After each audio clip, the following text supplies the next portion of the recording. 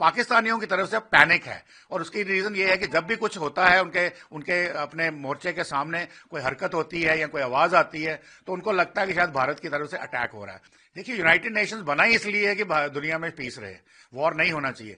पर अगर आप यूनाइटेड नेशंस की ऑर्गेनाइजेशन देखें, वीटो पावर्स के बारे में देखें, जो बड़े बड़े 5 कंट्रीज हैं जो ताकतें हैं, उनके पर्सनल इंटरेस्ट को देखें, तो यूनाइटेड नेशंस की स्टेटमेंट का कोई मतलब नहीं रह जाता कि आप अपना आतंकवाद जो एक्सपोर्ट करना बंद करिए, कश्मीर राग बंद करिए, नहीं तो भारत हमें तबाह कर देगा और पाकिस्तान का कहीं कहीं नक्शे से निशान मिट जाएगा।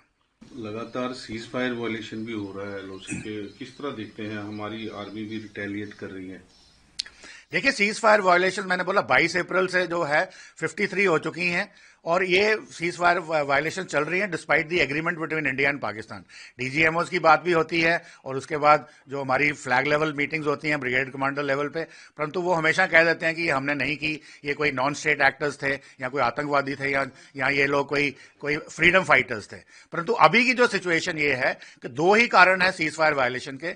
सारी की सारी जो फौजें हैं उस पर डटी हुई हैं क्योंकि लगता है कि अटैक इमिनेंट है, वॉर इमिनेंट है, तो वो सारे डटे हुए हैं, अपनी अपनी वॉर लोकेशन पे बैठे हुए हैं। और पाकिस्तानियों की तरफ से पैनिक है और उसकी रीजन ये है कि जब भी कुछ होता है उनके उनके अपने मोर्चे के सामने कोई हरकत होती है या कोई आवाज आती है तो उनको लगता है कि शायद भारत की तरफ से अटैक हो रहा है और वो स्मॉल आर्म्स फायर खोल देते हैं।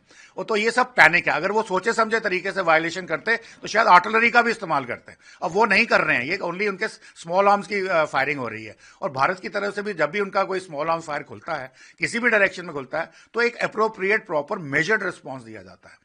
तो इस तरीके से ये पैनिक दिखाती है कि जो सीज फायर वायलेशन कंटिन्यूसली करे जा रहे हैं, स्पेशली 22 अप्रैल के बाद। लेकिन सर यूएन जो तो उसको किस तरह देखते हैं? देखिए, यूनाइटेड नेशंस बना ही इसलिए है कि दुनिया में पीस रहे, वॉर नहीं होना चाहिए।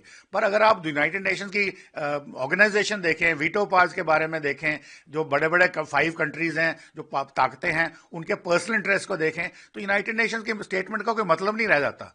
उनके कहने या ना कहने से कोई फर्क नहीं पड़ता। अगर भारत को काइनेटिक एक्शन लेना होगा जो उसके स्कीम ऑफ थिंग्स में आएगा, जो भारत सोच रहा है कि इसको डिप्लोमेटिक, इकोनॉमिक, फिर इंफॉर्मेशन वॉरफेयर, असैसिनेशंस, जो जो लोगों की प्रोमिनेंट लोगों की, ये सब मिलाकर के, और एक कहीं स्ट्राइक्स ऑन द कैंप्स या उनके ऐसी जगह पे स्ट्राइक करनी है जहां पे उनको पूरा का पूरा क्षति पहुंचे और वो सोचने में मजबूर हो जाए कि यार हमें अपनी एग्जिस्टेंस बचानी है या कश्मीर का राग अलापना है या भारत में एक्सपोर्ट टेररिज्म को एक्सपोर्ट करना है, तो वो सोचने में मजबूर हो जाए और शायद अपनी हरकतें बंद कर दें, तो हम भी अपना कोई एक्शन नहीं लेंगे। सर वही जिस तरह पानी और पाकिस्तान का जो अथॉरिटी है इसके ऊपर उन्होंने भी एक कंसर्न कहा है कि खरीफ जो क्रॉप है पाकिस्तान में वो इम्पैक्ट होगा, तो किस तरह देखते हैं? देखिए, ये तो हमको पहले से पता था कि जो इंडस वाटर ट्रीटी 1960 में साइन की थी वो लॉपसाइडेड थी। 80% पानी पाकिस्तान को जा रहा था, 20% हमें मिल रहा था।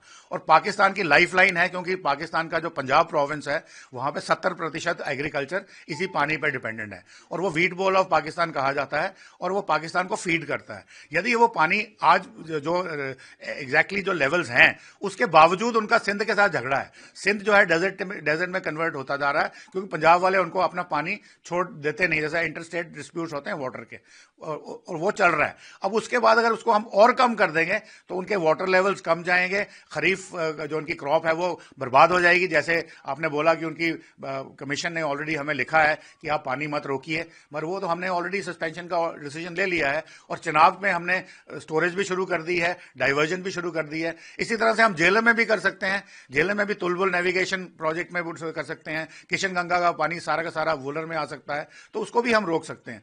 तो उससे ये जो फर्दर जो सिचुएशन है पाकिस्तान के अंदर एग्जैसरबेट होगी और उनको लगेगा कि भाई देखो हमारी खतरा, हमारा अस्तित्व ही खतरे में है। कौन लोग हैं वो? जो पाकिस्तान के आका है, आईएसआई के लोग हैं जो पंजाब में रहते हैं, प्लस उनके जो चीफ हैं जिनको वो समाज सेवी कहते हैं, आतंकवादियों के जैसे हाफिज सईद, मुल्ला उमर जैसे लोग हैं।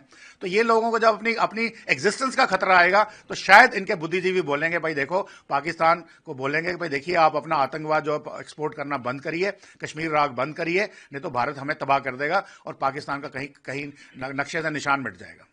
सर वही जो डिफेंस मिनिस्टर पाकिस्तान के ख्वाजा आसिफ, उनका कहना है कि जल्दी ही कोई इंडिया स्ट्राइक करेगा।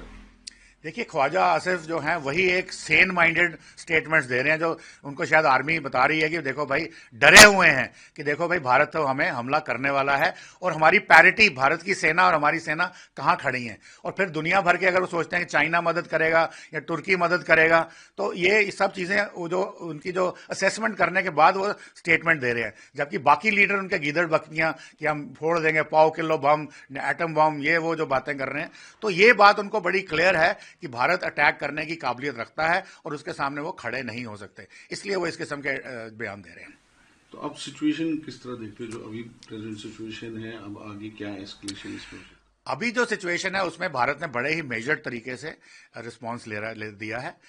पहली जो कैबिनेट कमेटी ऑन सिक्योरिटी की मीटिंग हुई थी उसमें 5 बड़े फैसले लिए गए थे, और वो फैसले बाद में आस्ता आस्ता चलते जा रहे हैं। तो भारत अभी डिप्लोमेटिकली पाकिस्तान को टैकल कर रहा है काफी सक्सेसफुली, इकोनॉमिकली टैकल कर रहा है, वो भी सक्सेसफुल है।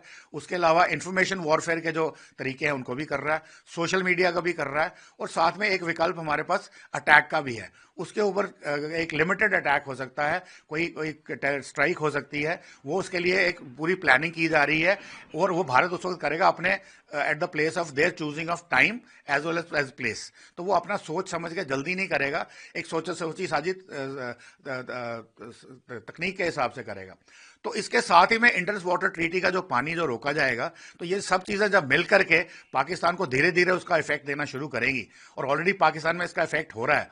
पहले तो पाकिस्तान ने जो उसको बोला कि भाई गीदड़ बकरियां देनी शुरू कर दी पहली रिएक्शन में, फिर उसके बाद वो दुनिया जहान के लोगों को देशों में गए कि देखिए भारत हमारे साथ क्या कर रहा है, भारत को रोकिए करिए, और तीसरा उन्होंने अभी बोलना शुरू कर दिया भारत को रोकिए।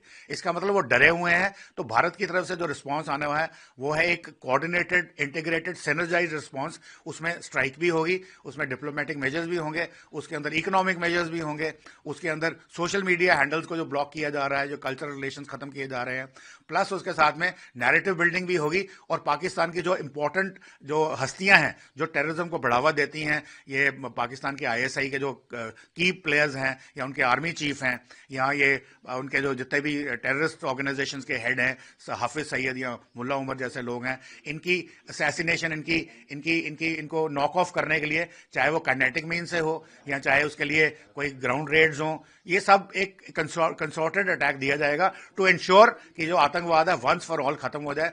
जब इनके हैंडलर्स ही नहीं बचेंगे तो आतंकवाद कहां से आएगा। पर हम फिर भी चाहते हैं कि हम पाकिस्तान को नुकसान नहीं पहुंचाना चाहते इतना। हम कहते हैं कि आप समझ जाइए, आतंकवाद बंद करिए, कश्मीर का राग अलापना बंद कर दिए, हमारी तरफ से ऐसा कोई एक्शन नहीं होगा।